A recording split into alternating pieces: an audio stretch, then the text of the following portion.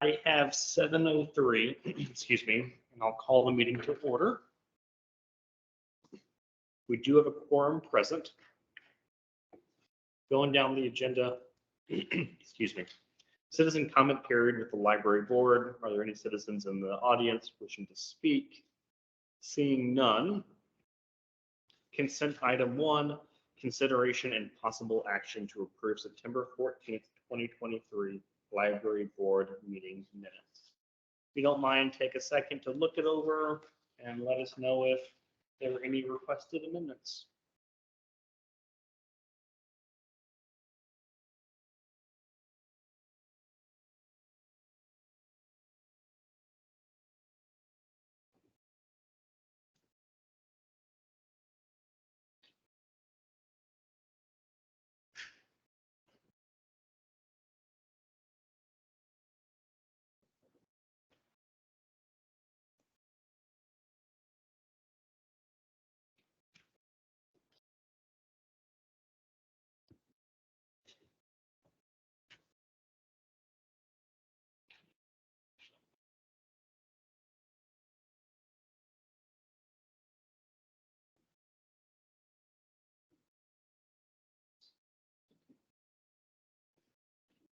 Are there any requested amendments?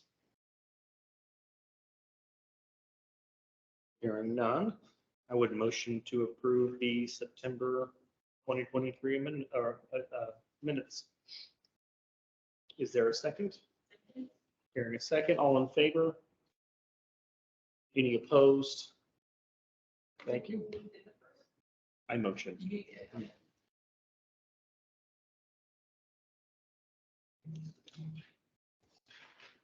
Continuing on, new business item 1, selection of officers for the library board for fiscal year 23-24. Going down the list, does anybody want to be chair?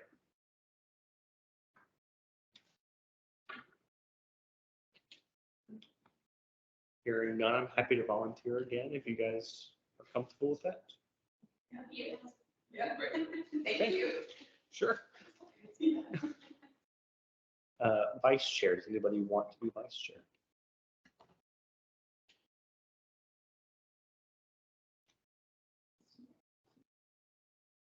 Sure. Cool. All right, any opposition? Hearing none. Next is secretary. Who wants to be secretary?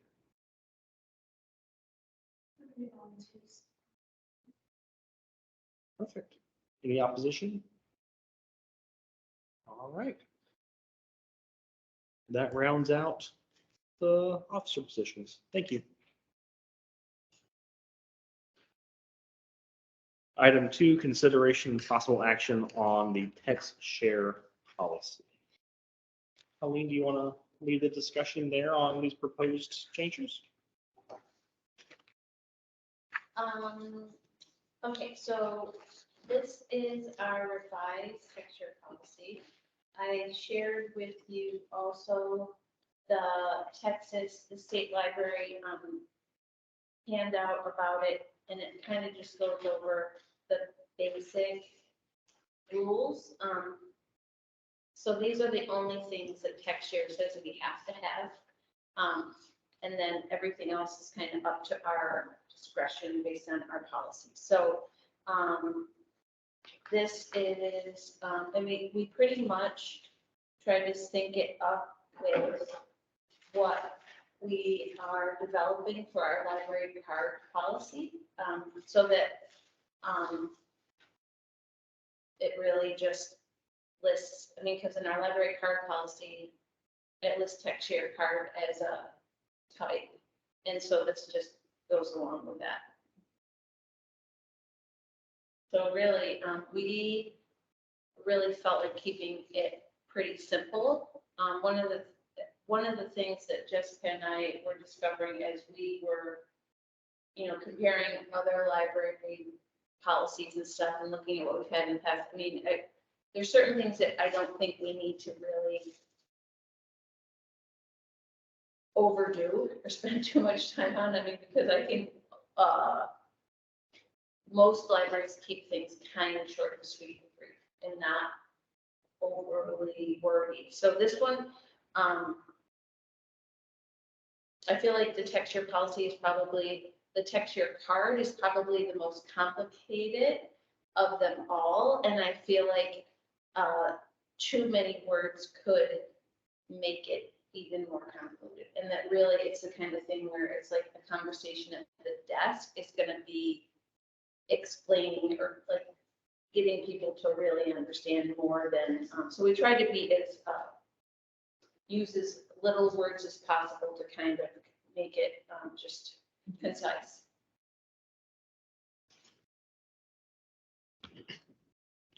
And I'm confused or love more clarity on the distinction between the non-resident and resident within the context of this program. Okay, Because if you're a resident of Kyle, you'd be eligible for a resident library card. What circumstances would exist that you would opt to use a tech share program if you're already a resident? okay, so if you were already a resident, you would be coming and asking us for a tech share card to use at another library. Okay. So, so our library card holders who are residents of Kyle want to go to, let's say, not a Hayes County, because in Hayes County, you can get a card anywhere, but say you wanted to go to Lockhart, or you wanted to go to Austin Public Library, but I think they're kind of, they limit, I think, don't they? You can say, okay. You want to go to Austin Public Library, so you would get a check share card, and then you would go to that library and they would issue you a card based on whatever their tech share policies were. So non-residents, people who don't live in Kyle or in Hayes County would come here and with a tech share card that they had issued from their home library and ask for a Kyle Public Library card. And in that case, they would have a limit of 4 items. And it would not be any of our digital items. And not our digital collection. And that's all explained in our circulation policy. And so, Similar systems are kind of read it. Might it be easier to call it like texture card holders or something like that? So people that are coming to the library that have texture, because that really is, it's moved if they don't have one. So they have one, and they show up, then we will staff will work with them to create an account for that library. And then kind of like here where it's like, get your texture card, so something with that moniker that explains, if you are a marked card holder, like a Kyle card holder, and you would like texture card, then this as opposed to non-resident and resident, which is already a loaded term, but we use it elsewhere for other types of accounts and stuff like that. It can over top. so I get what you're saying, and if I understand the intent that you're driving at, is that this section here, the non-resident section, is really intended to explain, if I can get the highlights to, okay, we're all signed up. That section of the policy is intended to explain how people outside of Kyle who already have a tech share card from their home library would use that to obtain materials here versus this resident section is intended to explain how a resident of Kyle would get a card for the use someplace else. And I think your point is that the phrasing of this seems like residents and non-residents would use this card in this library here in Kyle for different purposes. And I don't think that's the intent. So I just will share with you that this is very confusing, and as such, our staff has been recording this data incorrectly for a long time. And so I have been trying to, and I discovered that when I had to report the statistics to the state. So I explained it to them and I went and talked to our developer of our circulation system and asked them to add a field that would make this more clear for people for our staff who are helping issue the cards. So it is confusing. But the reason I wanted to stick with resident and non-resident is because in anticipation that those are words we're gonna be using with our library card, the new policy, getting rid of restricted and non-restricted. And so the language here, home library, issued by their home library. So this is the language that I was using with them when I was talking, because there's a field, when they fill out a library card, there's two different fields that they fill in for TechShare. If they're getting a card, our card, because they have a TechShare card when they come into our library, if they're getting a public library card, there's a field where you fill in their home library. If we are issuing a TechShare card for them to use at another library, there's an expiration date. And they only fill in the expiration date. So there's two different destinations. We didn't have that before. And so they had a tally sheet that they were keeping track of when we issued TechShare cards, but there was no way in our system for it to know that how many cards we issued for people to use at other libraries. So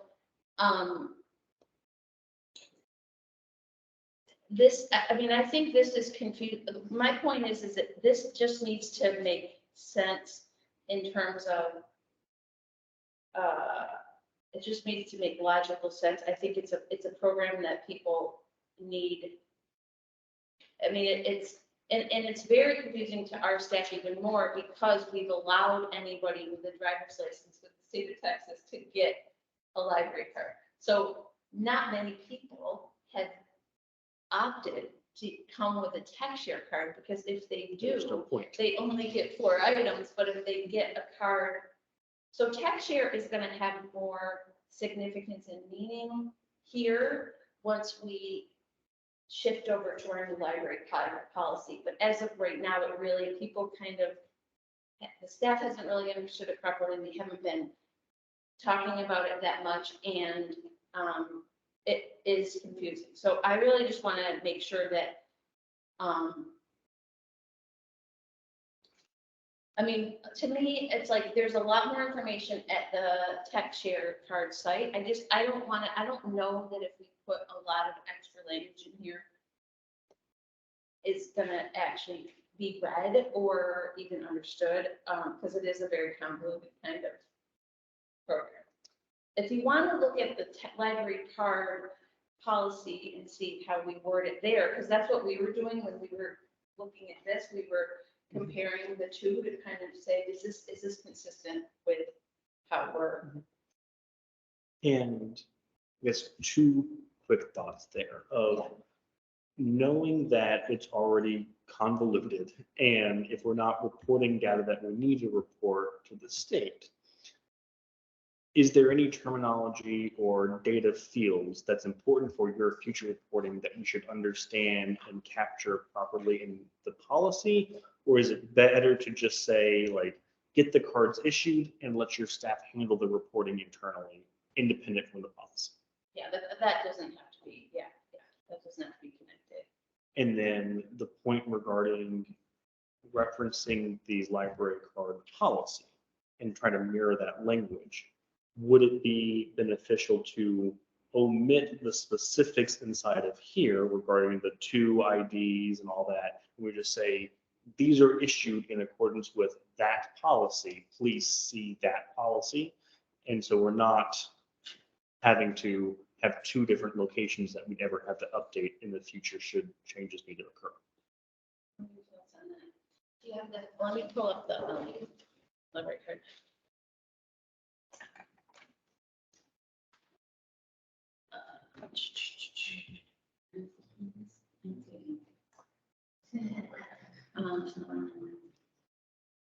That's okay.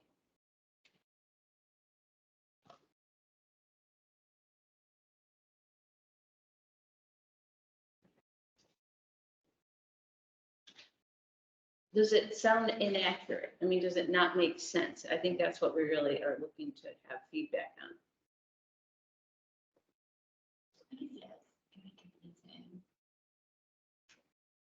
I'm wondering, I can't remember if our policy has the issue by the library, or if it's, yeah, I can't remember if it's stated under.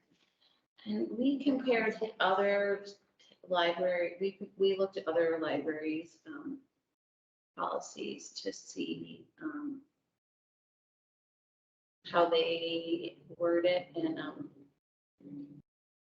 let's see, library. Let's see, go. So tech share cards. See, we referred. It seems like you say refer to the Cuyahoga Library tech share card policy. Okay. Yeah. My concern though is that in the library card policy, we have outlined resident cards, non-resident cards, texture cards. But then in the texture policy, we again say non-resident and resident, but they mean different things. They have a very different meaning, use. And I feel like we should move for different nomenclature that separates, that is not non-resident and resident, because that is confusing, because it is also. Does that make sense? I think that there's. It actually is the same thing, because if you read it in the library card policy, non-resident cards, out of resident, non-resident library cards, out of residence may purchase a non-resident library card valid for 1 year. Or they could get a tech share card. Non-residents are referred to as the same. So there's two choices for non-residents. They can either, and then in the library card policy, it says they can pay for out of resident card, and then, or they can get a tech share card, and it says, look at the tech share, and it says non-resident tech share bars are eligible for privilege. So it's like either one. It's the same. I can see it's confusing because you have the non-resident cards, it's non-resident. I wonder if we just worded it differently, like That's what tries to share card holders, maybe like, I don't know, like. I just don't, I'm not seeing how it's different. That's what I'm Like, understanding. where it doesn't say non-resident, or how to say So resident. this type of non-resident is a person that is a patron of a different library, card holder of a different library, home library. And they have gone to the step that went to their library and saying, can I have a texture card? And that library has approved that, issued that, now they're participating in the policies within the texture program. Right. And so they are backed by the Texas State Library Commission. This other type of non-resident card that we have made up ourselves with staff is, hey, do you not live in Case County, but you would like to be a Powell Public Library member? Not beholden to any kind of other program. Here's what you can do. There's a different process by getting the card. There's a different look and feel to the card itself. But as a person working at the desk, you treat that non-resident, you give them the two options at that moment. It is the same. I mean, It is the same for the process and procedure of the staff, but for who and what the patron is beholden to in terms of policy is slightly nuanced and different. And so I'm not asking for a complete change. I just think that it should not be called non-resident. I think it should be text share card holder of a, it's more intimate, but text share card holder, current texture holder. we can do that, but it doesn't change how the staff is gonna do it. Of course, So- that's not, That's like- it's not a staff procedure. Yeah, yeah. It's a policy. So I think the policy should be clear. I think This is it would for make it people less that come to the confusing. library that already have a section from a library. I can see where you're coming from, because if it says non-resident right here, and then it also says athletic, and then we have a non-resident card, that could potentially be confusing, but if they come in with their texture card, like, we already know, like, right away, we're issuing them, like, a texture, like, for our type, we're issuing them, like, the one that says texture on our end. Yeah. So I can see how that is potentially confusing, we just have to figure out a way to clarify it. You could clarify by saying if you're Kyle, or he's gonna be library card holder, and you want to share for at least like a libraries, maybe just have two statements underneath to clarify another thing you can do at some point that would be helpful when you have ironed the system and everything, is to do a little video. Yeah. So that somebody can see the video and you could, a staff member could say, hey, if you have, and hold up the Kyle Library card saying, you're a card holder here, but you want to go up to Georgetown, and you want to check out something there, or if you're traveling to Texas, and you want to use a library, then you'll want to get one of these, and show them what it looks like, and discuss it. And then also let people know if you want to pay us for your subscription, you could do that too, and explain the differences in the video. But then in the policy, you would just have two separate same lines. I guess for me, my irritation is just that this is like so much one of those things that is not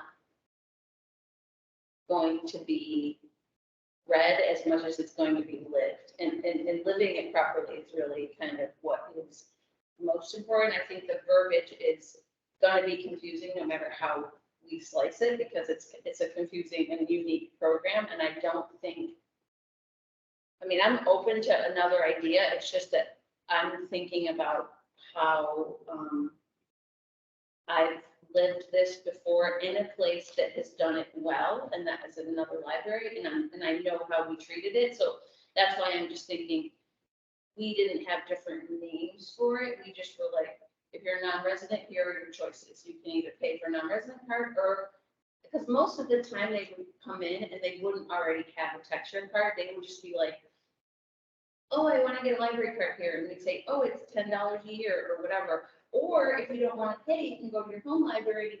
So that's really kind of how it was lived. So I'm open to changing the verbiage, but it's just, I think, I just don't want to spend that much time on it, only because we got another policy to get to, and it's like, I've lived this in different settings, and it's confusing, and I feel like even when you're doing it and you're showing people like, no, you keep that card and I'm going to give you a new card. I mean, it's a unique program and it's very confusing. And I So don't think let me,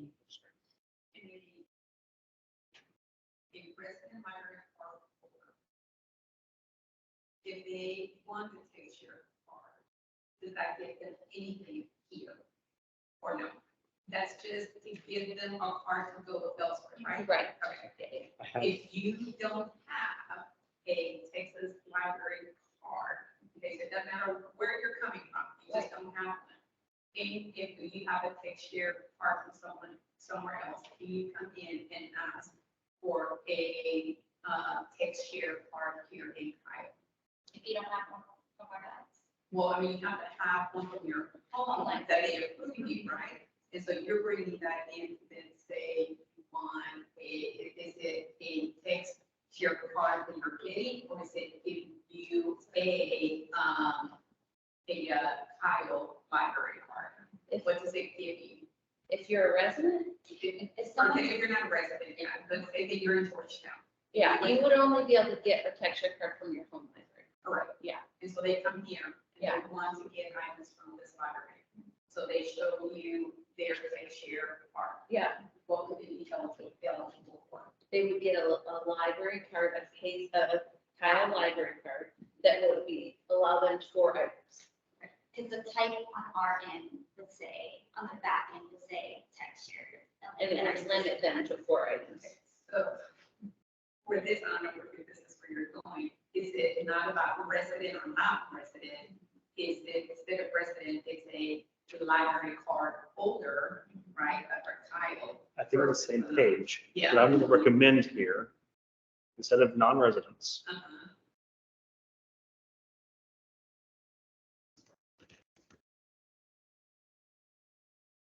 this tells you how you borrow stuff with that program. And this is,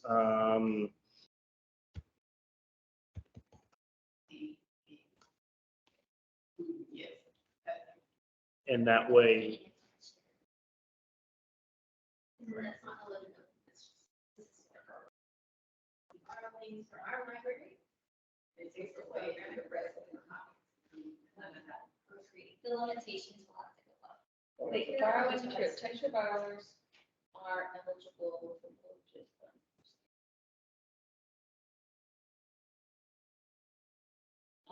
Okay, so It makes sense. borrowing materials.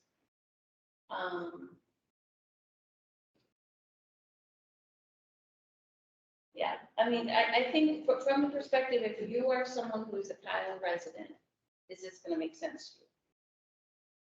And you wanna learn about, I mean, that's what I'm just, it has to make sense for both a Kyle resident who wants a texture card from us, and it has to make sense for a non-resident who wants a texture card, or who wants a Kyle Public Library. So is it making sense to both? That's what we have to be. I think so, yeah, not different questions.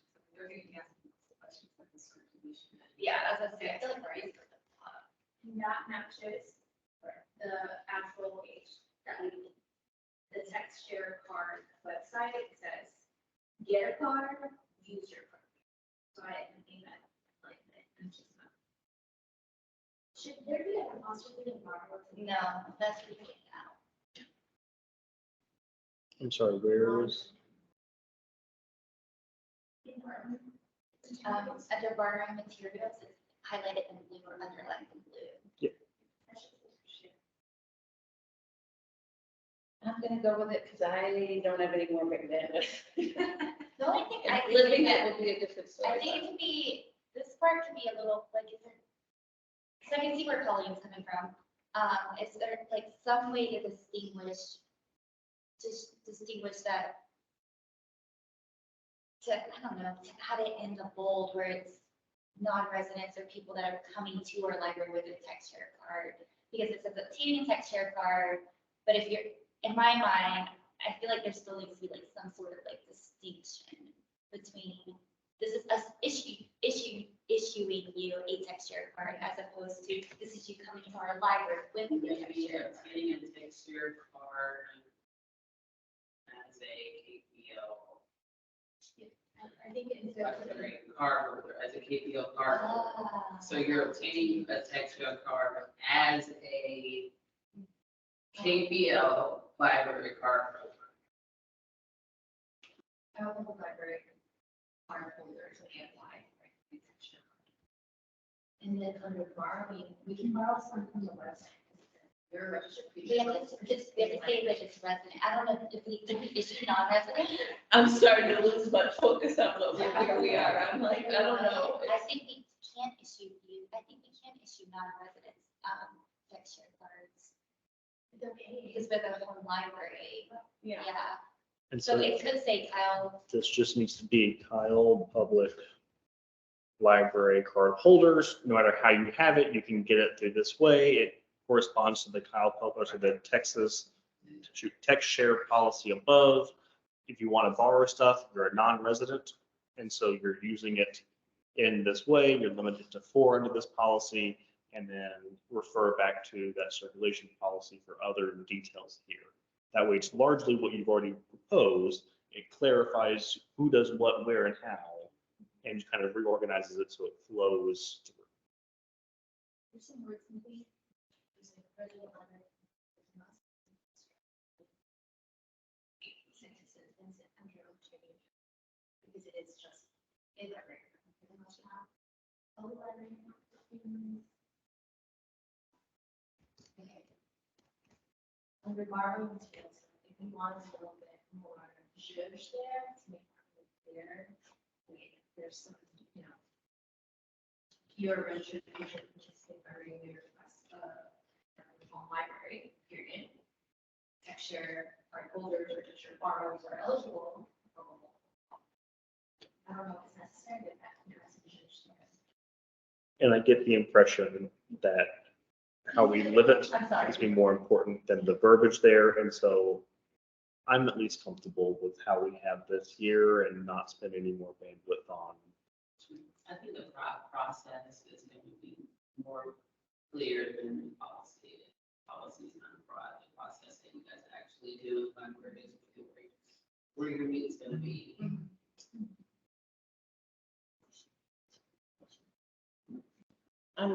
really tired tonight and don't have like the best wordsmithing ability at the moment, so I'm gonna say, if it makes sense to you guys, I'm gonna defer to your judgment.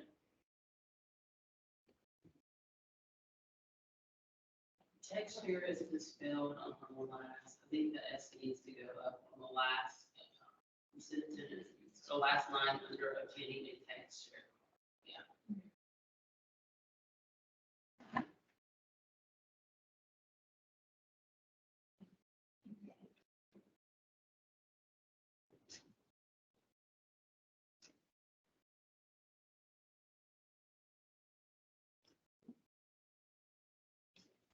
Like this, obtaining texture card, I think that clarifies it to me.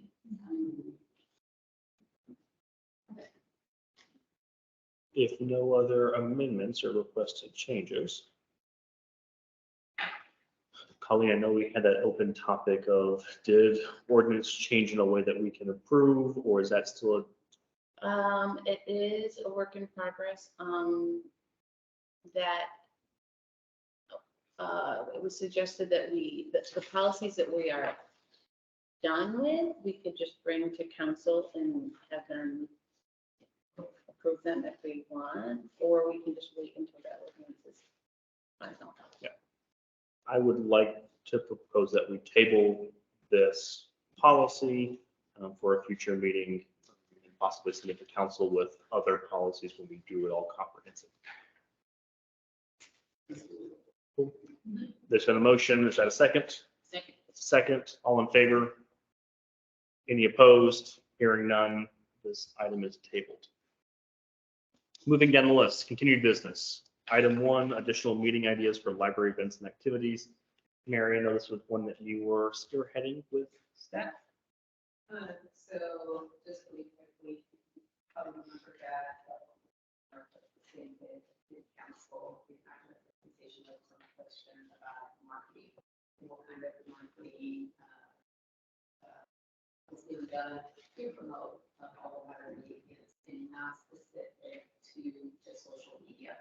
And so I came in and I met last month with Jessica and believe about that. We had a really good session. And part of one of the things that we agreed to was the fact that, you know, marketing is I'm sure all of y'all know, it's a very specific item that needs to be thought through very carefully, right? Because you could end up doing too much marketing and it could affect the library in a negative way. Because you could have a lot of people that may come in to events, for instance, when you have enough room, you start turning those people away, and then that's an issue. Or you can market in areas where it leads their resources or it can have a financial win. So one of the things that we thought that before we start talking marketing is what really is the need for the library to be able to go back to city council and provide a meaningful report back to them. So one of the things that was suggested was that we need to be careful in accounting for activities, meaning all the things that y'all offer versus people that come in and visit the library, right? And so if numbers are a helpful thing, we discussed having fully combined, which I think that's what this is, numbers to COVID versus this last fiscal year to do a comparison of what activities were successful, what did they look like pre-COVID, and now since we have had a few years after COVID, what are these looking like today?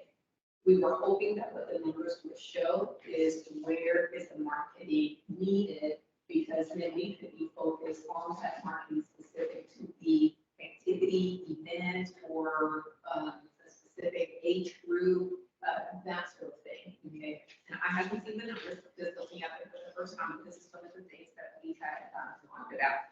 The other thing too is trying to be strategic about this is the fact that if the numbers work, and we believe that this is going to approach this, it would give us the ability to draft speaking notes to go back to city council to let them know, okay, here are all the things that the mayor has done. This is some of the things that they have done for marketing, right? And here are the things that work, and here are the things that are maybe not working, but what we need to put our focus on. If all that works, and we get, the feedback from city council then I think this is something that we can put in place on an annual basis, because just because it works today, next year, the marketing may be a little bit different. And so as we were talking about that, one of the things that you mentioned was the fact that starting surveys after scheduled activities. I can't remember if you mentioned if you had done that in the past or not. If we took a quick survey of those individuals that attended, we could get a lot of good information that could help direct what do we need to do differently, right? And some of that information is also a marketing tool, if you will. Because some people may come thinking it was something else, but maybe they liked it or just never know, right?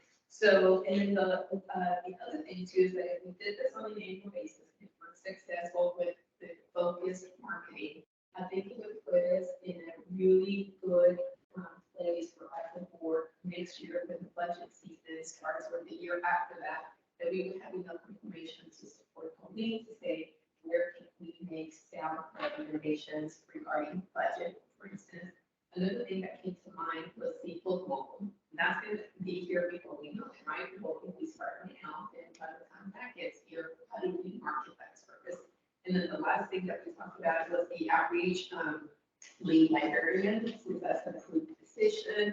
And once you hire that person, if we have some kind of a marketing plan, I think that could also help that individual. So those were the things that we talked about. If y'all are definitely in agreement, if you have any questions, I'm happy to answer that. But that was the start of the numbers. And I don't know if there's anything else that I might have forgotten, just that we can think of. That was really good. Yeah, I think we were just talking about before we even did these numbers, we kind of had a feeling that the one thing we really want to focus on is getting people back into the library, not so much promoting back programs, but really just promoting, really getting people back into the library and getting them to like use our services, check books out again, and then we ran the numbers and I was like, okay. And then one thing we were trying to figure out, but it's something that we will have to get back to y'all on, is we wanted to run a report to see if potentially fines that were,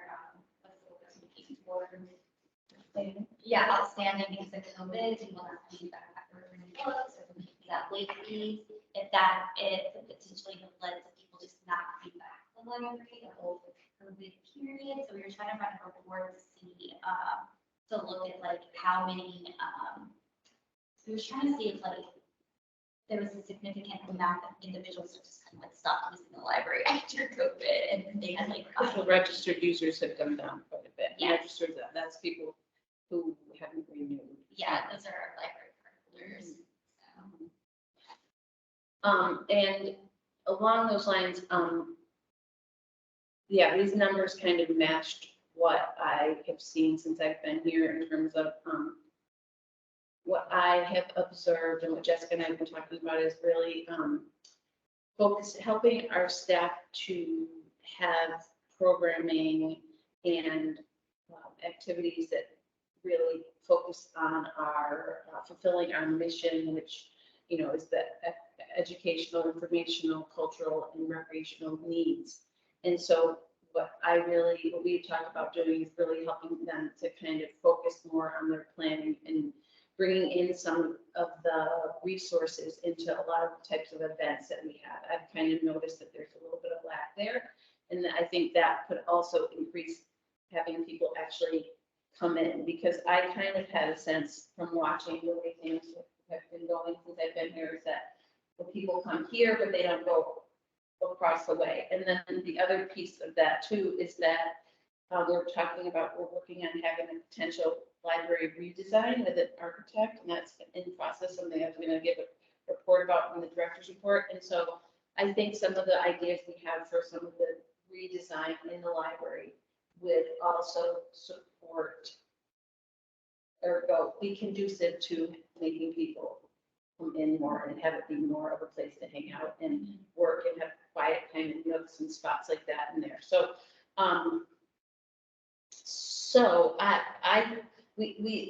real positive things in here that we notice in the change is that even though our circulation is down a little bit, that doesn't really seem that surprising because the digital circulation is up, which makes total sense. That was something we saw a lot of because of the pandemic. And the program attendance in programs, to me, that's like pretty close. And that, so to me, that also suggests that better marketing of our programs might not be what is really needed. It's really more working on getting people in the doors and making people aware of the resources that we have in the library. So, and we've been planning, before we saw these numbers, we were already strategically planning for some of the ways that we're going to help support staff to kind of focus more that way. This makes a lot of sense, right? Like, council saying and what you, like, how staff react to that. Do you really need to promote our programs if we don't have them? I was wondering, knowing that it's not still just starting Q4, if we're trending to bridge this gap between 2018 and 2022, or are we staying pretty close to 2022? That we would have to do another additional analysis. I would think that we're probably moving in that same direction. That's based on observation. But yeah, to know for sure, we pulled the 22 from our accreditation report.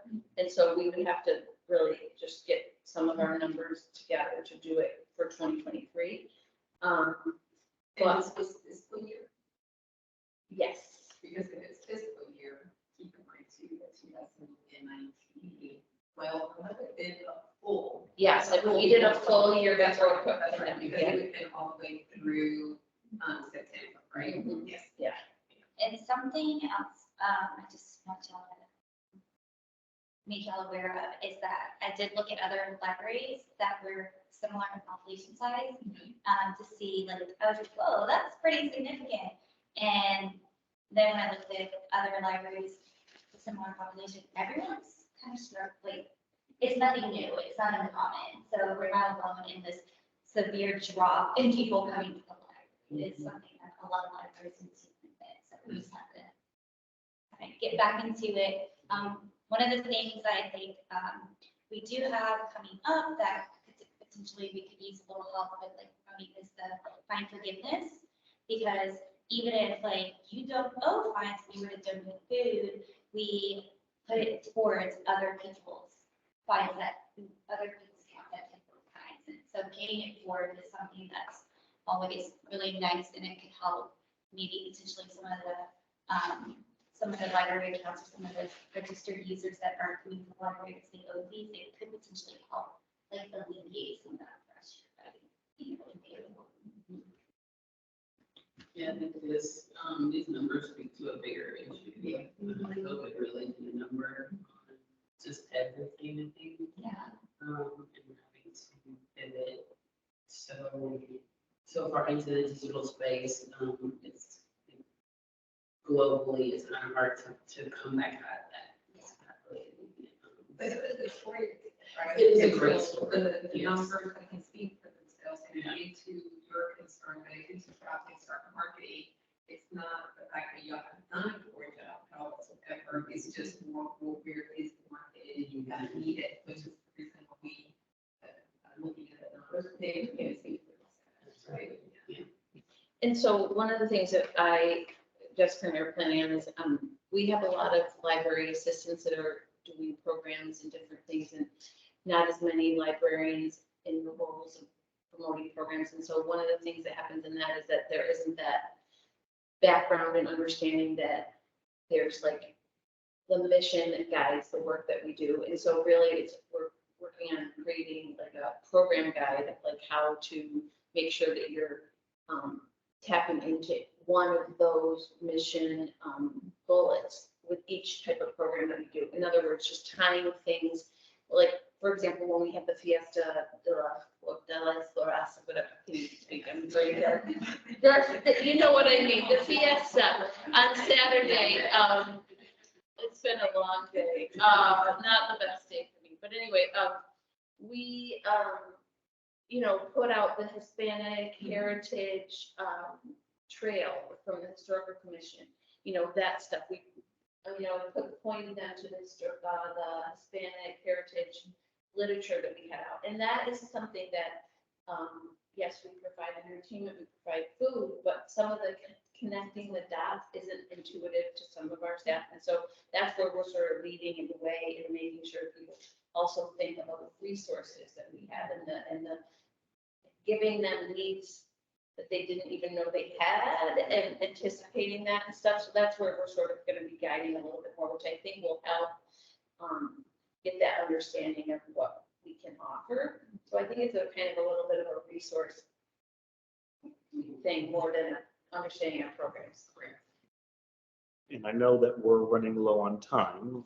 I will just note, I love the data-driven approach that this is, and would love to know more of how we can help, like you said, Jessica, publicizing events, being arms and legs to move things, like what can we do to assist in future events? That was the last thing we discussed. And that is, you know, this last year, since we joined, it seems like we've just been focused on the policies and procedures, right? And that's all that we have been doing. So is there anything else important first that we can do to support in a different way? And what we mentioned was that there are times where they need assistance with either some of the activities that are going on or with the marketing for specific items, right? And so we thought that maybe perhaps when it's her turn to do the director's report, that if there is a need for an upcoming event or for a specific item, she would let us know. And then it's up to us to determine, well, where can we help based on availability? Because I think the more that we learn what is done, what's offered, the more we can make solid recommendations, right? So that's the last thing that we can discuss.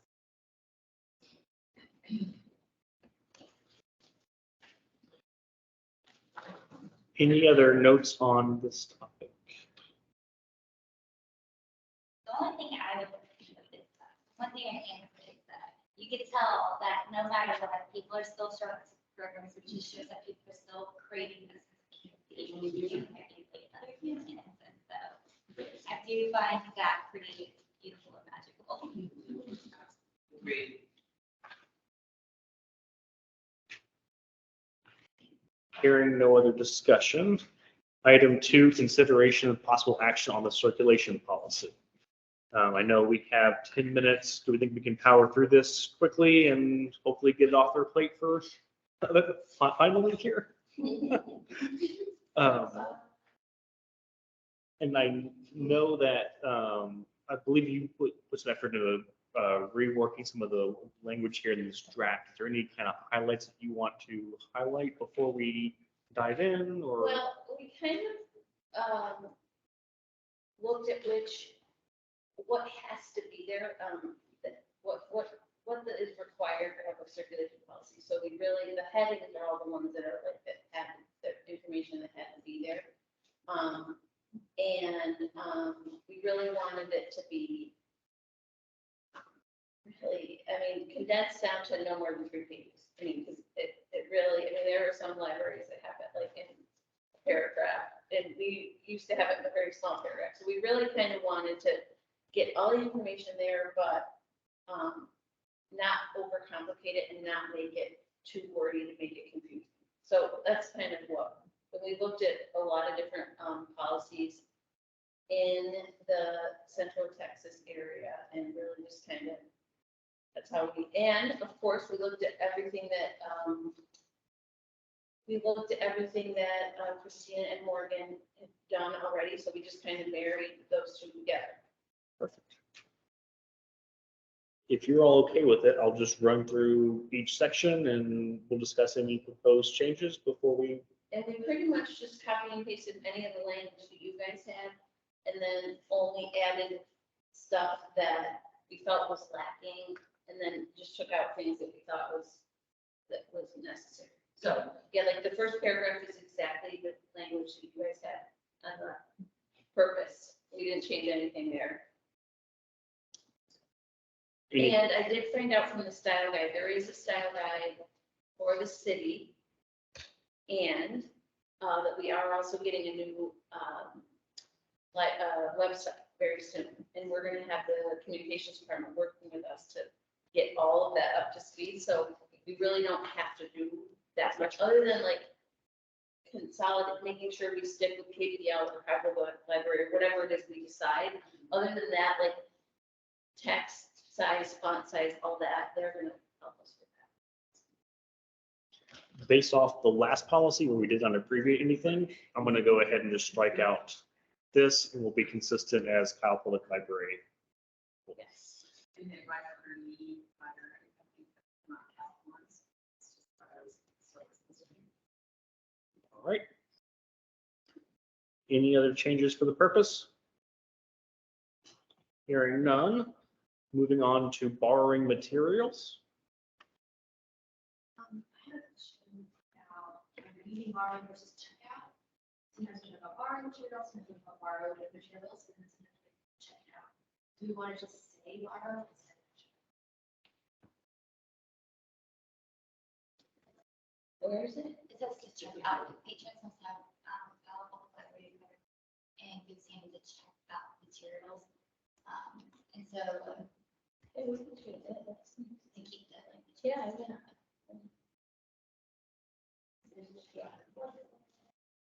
I think we're so used to like changing between the two. Yeah, Thank you. that's good. The second one, start with.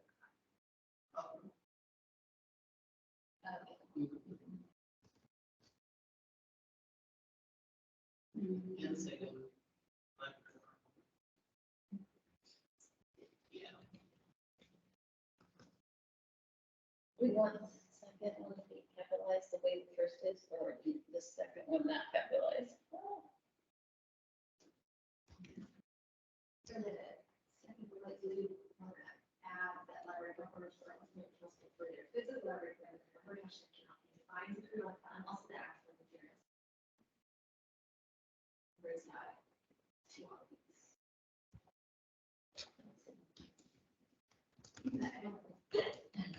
No, that makes sense. Yeah. So I'm so concerned about the account, I'm like, Oh, oh, yeah. yeah, and the material. Yes. The last one.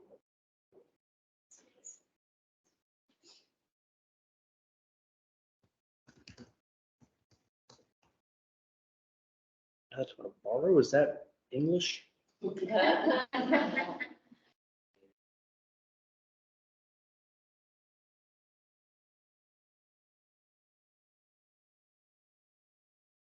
Well, verify information, we just say yes, take yes out, and just say verify, or fast to verify. Make it active. No passive language here. Yeah. Can someone get permission to use someone else's card? So the reason we do that is because, if someone wants to come in and like hand us a library card, we're assuming that person is the person attached to the card.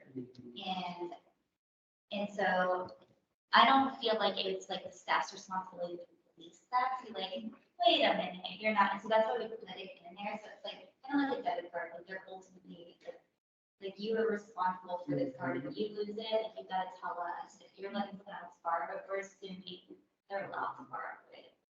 And it kind of just takes us out of the equation of keeping up with, like, us being responsible for someone else using it.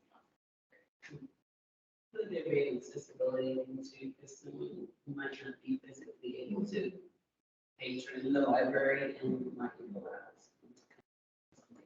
Yeah. I just gave my grandmother's books from the library. I'm gonna go back here and delete the word physical, Okay. just materials borrowed in case there's some kind of digital thing you gotta maintain and not copyright and it's not physical in nature. Any other recommendations for this section? Hearing none, Okay, this is gonna actually be all on one page, this chart, or any kind of had to. Reformat. Yeah, reformat, yeah, That's fine. yeah. Um,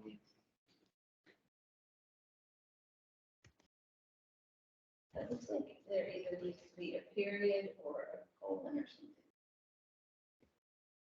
There.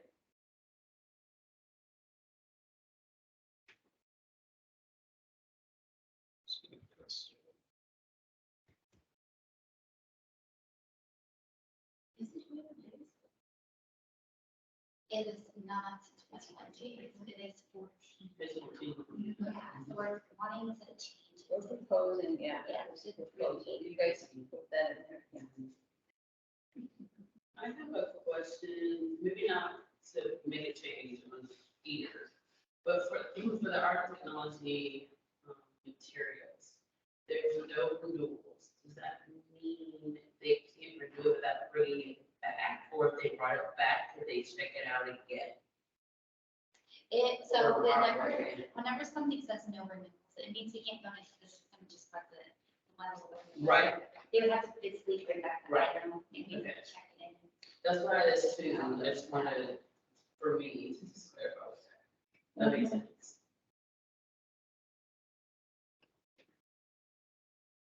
and texture, was it 21 days as well over here? Did we say? We say refer to this. Yeah.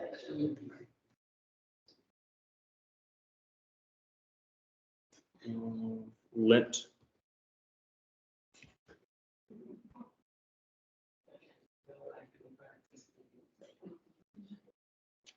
All right.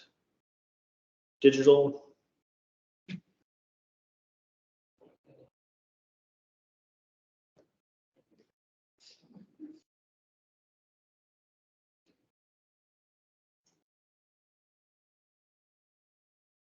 Because every first instance, materials reserved for others will not be, subject to RVOs. I was gonna say, so if another patron or another card holder has placed an item on hold.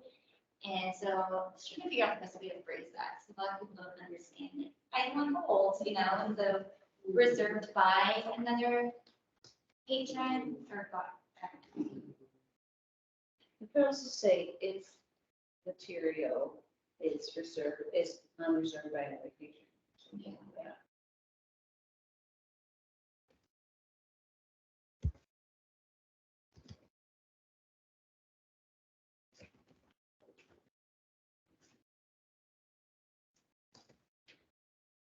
I think this is really good, but I think it should be on. That's what I would like. It seems more active, because they'd be like, I didn't reserve this for someone else, You're like, well, you did it, and they did. It will not be available. And then as a courtesy, the system automatically renews. But if it doesn't automatically renew, it's because there was a hold on it for someone else.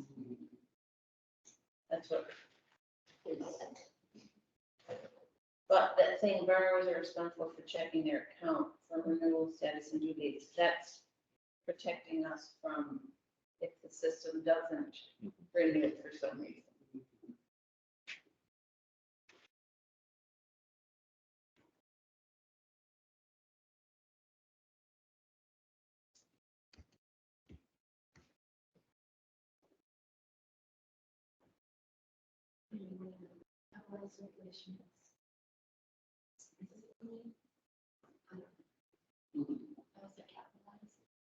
You always capitalize it, but I don't know if it's because, I don't know. This is where you're like writing it together. You're like, I know, when I was before I came here, the communications editor, director, person, maybe capitalized library every time we use the reference of our library. So I got in the habit of capitalizing library all the time. I capitalize more than I should, so don't Yeah. ask me. Any concerns with returning items or overdue materials? do we want to capitalize the circulation desk in the first line? Right, Oh, because it was both. It's Consistent. Yeah. Yeah, you're right.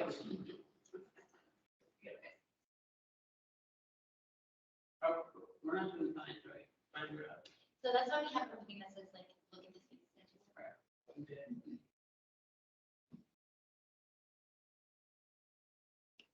Any comments? Yes. To the actual thing.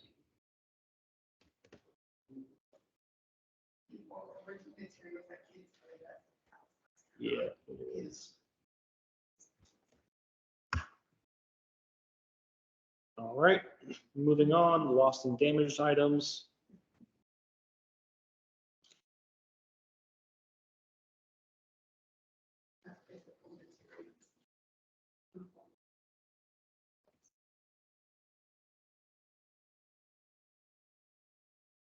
What were you saying, sorry? You had that italicized, you had the italicized before on the bottom half of the letter, fee schedule, should that be? Okay, go. Some of the other agreements with me, they had and said that they had damaged an item, and when they brought it to the library, they told them they had damaged it.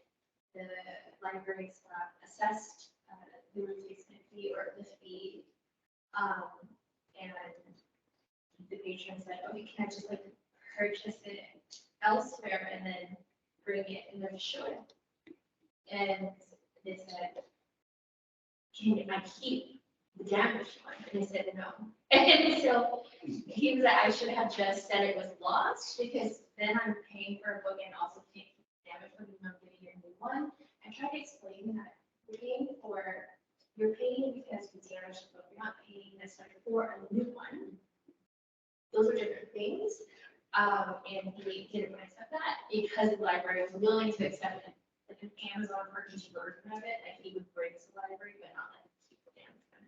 And he said, are you going to talk about circulation? Can you bring it up as a thing? And I don't think it's necessary to write that very specific example, but it did remind me of it, because it says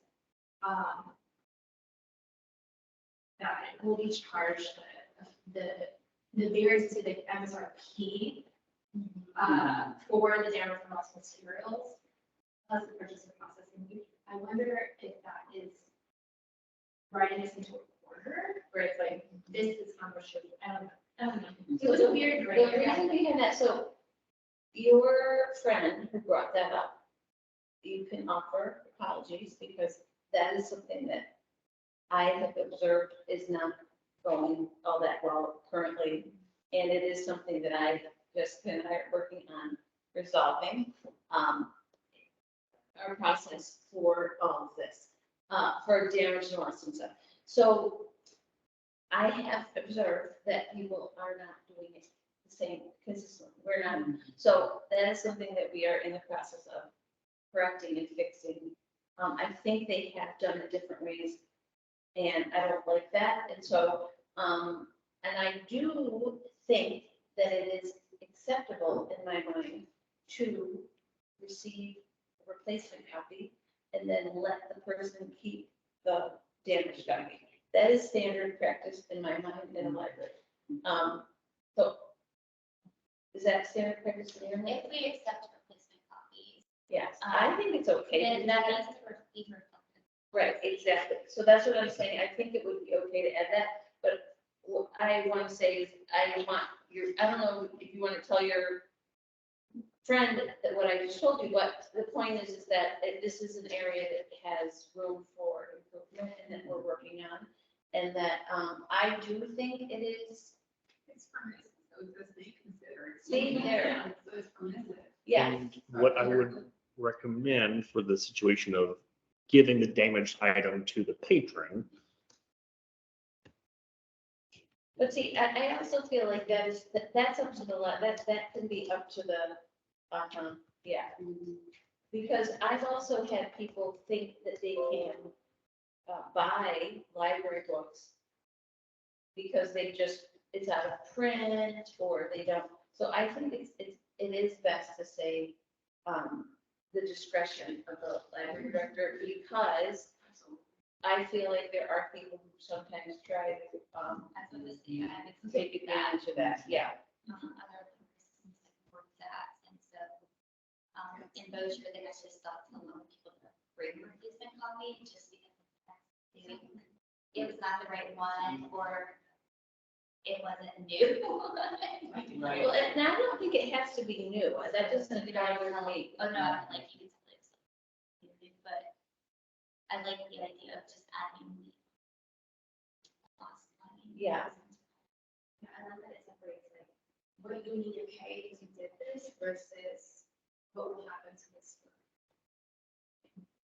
But the other thing too is that when it says suggested retail price of the damage at the time of purchase, people also really look out and pay a lot less than what the book is worth right now, because we charge what it says in our system, what we paid for it. So if the book was $11.95 when it was bought, we're gonna charge you $11.95 and not $27.95, which is what it would cost now.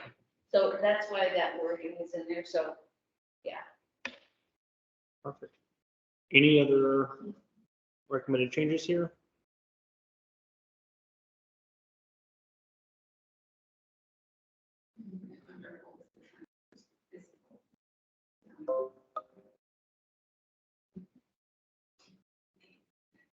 To remove this word?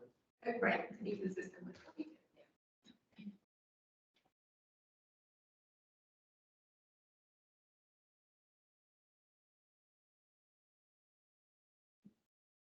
Sorry. That's a community locking door, so I don't think it'd be rude. On that phone.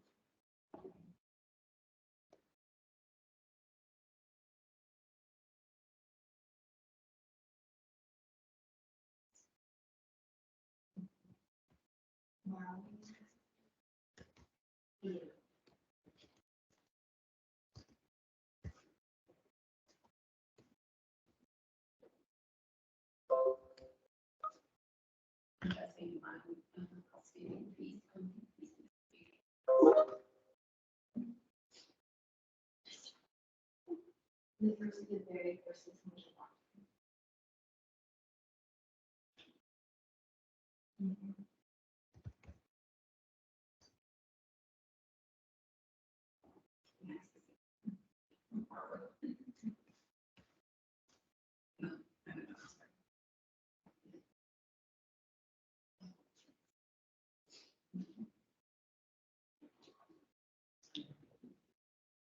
Anything else? Oops, there's more bliss here. Okay,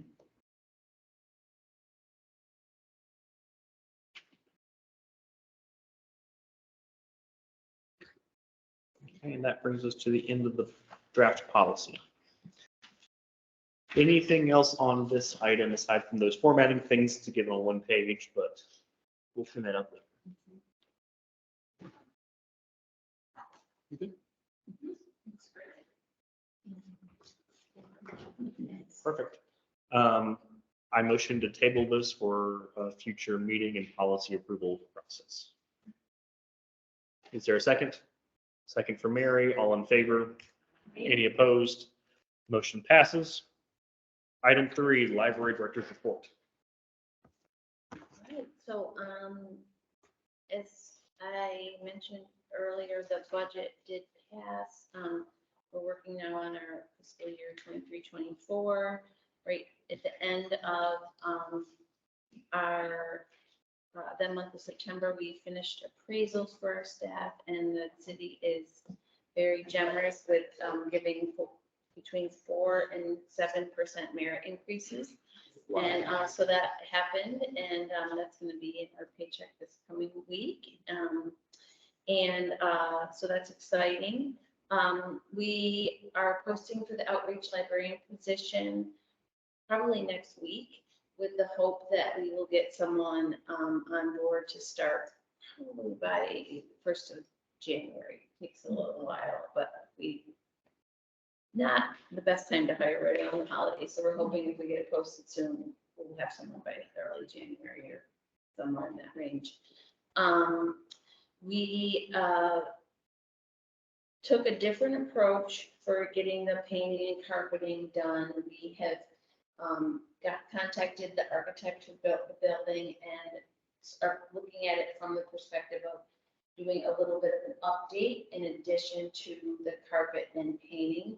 And the approval that we got for that is really sort of redesigning our children's area a little bit, but not really with extra furniture that we're purchasing, more like reconfiguring shelving a little bit to make it a little more enclosed.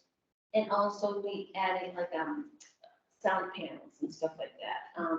And then also reconfiguring some of the shelving in the process of doing the carpeting and painting so that we can have more spaces for people to have quiet work space, where maybe we'll get some kind of chairs that have like a desk that pulls out of the side of the chair, where people, more conducive to people working on laptops and stuff like that, which we're finding that big open space with all the computers is not exactly necessarily, and those tables, the space, not used in the way that I think they hoped maybe at one time it was used. So we're looking to kind of just shift things around a little bit. And the architect is kind of going to come up with a little reconfiguration without buying much more, really just reusing what we have. The bookmobile is moving forward, and then I spoke with the Friends group this week about, they're going to start making the payments for it and everything. We talked about marketing for that. And I really wanted them to be, have the community know that they were the ones that, provided the resources for that, and give them all the credit and kudos that they deserve. But that my thought, or Jessica and I's thought, as we talked about it, was that to wait, and I think I mentioned it to you guys too, to wait until like September of next year, when there's actually like they're going to start production and they're going to have pictures that they send us and stuff. And so at that time, we'll sort of start doing some really cool advertising and building excitement and giving the Friends credit for purchasing it for us and stuff. We're really not doing much until then, because it can feel like a long wait, and we don't want to get people like, where is it? Because it's a long way down the road. And then also, so we have been working on having surveys, as Jessica mentioned, at the end of the Tuesday night events, the kind of speaker series wellness thing, which we haven't officially named yet. And that's really going well in terms of getting feedback. One of the things that we asked in that, very, very short, it's just like, what you liked about it, or something you recommend for the future, or also where did you hear about it? Facebook, whatever, website, newsletter. And then that way we can kind of be making sure that our avenues of getting information out is actually getting reached. So we're going to keep working in that direction. The Fiesta was really successful. One of the things we learned that was a really nice way that we did it, which helped with capacity, was we had like 2 performers and then like an intermission kind of thing, with food provided by Pollo Sombrero, one of the local businesses. And then we had 3 more performers after the intermission, and it sort of helped. I mean, we got really kind of crowded in here, but then when we had the food and the crafts in between, it helped sort of, so we kind of thought that was a great strategy for moving forward to deal with the capacity. But it was very well attended, probably close to 400 people came, and it was just really, really well done. So we have the big things we have coming up are, Food for Finance the whole month of November. And then we're partnering with the Hayes County Food Bank, and then a book sale. And the book sale would be something that we would love help with if anyone on the board was interested in. And that's on November 18th. And even potentially helping set up like on the 17th, that Friday, or maybe even the 16th. That kind of thing. So that's what we can talk about with that maybe after, would want to help. And then the other thing that, I think that's just about it for me, except that the one last thing is, the policy that we would want to work on next. And that would be the community rooms, because we didn't get to that this time. I know we talked about getting to that for this meeting as well, and with appraisals and budget year end, it was just, whoo. And it did, not in the cards that we had that one ready. So, that was our proposal for next time. But that's it from me and that. Community groups. Gave us a copy of that last I didn't bring it this time. It is on our website. Yeah, yes, that's it. Yes, that's it, yeah. And do you feel comfortable doing just one policy that month, or do we feel like we could be more ambitious and tackle more than? The end of October is pretty heavy with Okay. outreach programs, so we That's didn't fine. think it had it in us to do more than one. Especially because we may be starting to interview for, like, once that job posts. So, and then we also have library board applications, and we may be doing those interviews too. So that could be, A time-consuming yes. process. Yes, time. perfect. If nothing else there, item 4, Friends of the Kyle Library Report. Do you have that as well? I have that. So Elizabeth Corey from the Friends sent me, well, I have a voicemail from her. She was letting us know that the sales are a bit down, but that's after many months of increases in sales. So they're not concerned, but donations are a little bit down as well. So she would like to encourage everyone on the board to shop and donate and let people know that they're there and that they could use some more support. And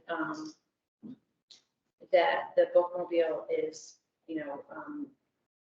they're in process of, setting up the whole payment arrangement with them and everything, and just letting everyone in the community know about the thrift store so that people can support thrift store, which in turn supports our library. So that was pretty much the report.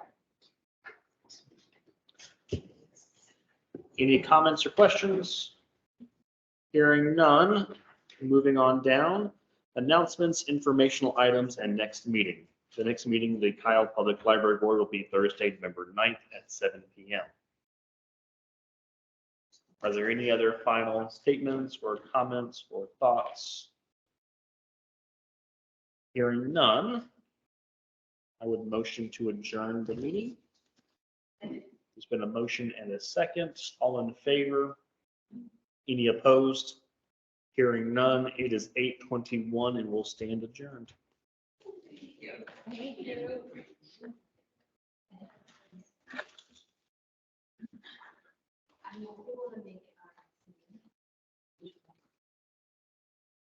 I'll get us